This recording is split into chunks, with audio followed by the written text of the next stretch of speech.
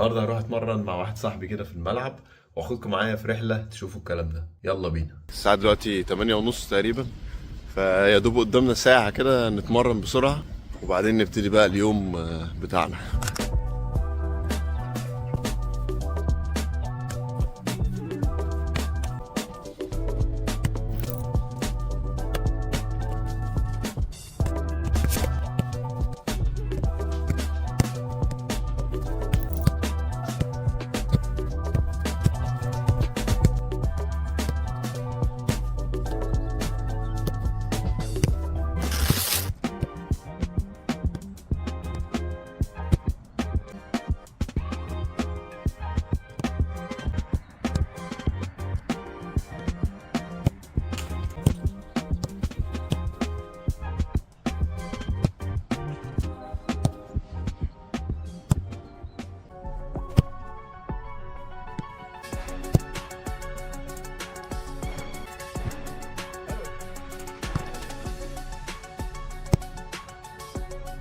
احلى حاجه لما بتتمرن الصبح كده قبل الشغل بالذات، بتحس ان انت يعني اليوم طويل قدامك ومعاك الوقت كله تعمل اي حاجه انت عايزها. يعني لو عجبكم بقى الفيديو ما تنسوش تعملوا لايك وسبسكرايب وتفعل الجرس، واهم حاجه ما تنساش تستمتع بالرحله.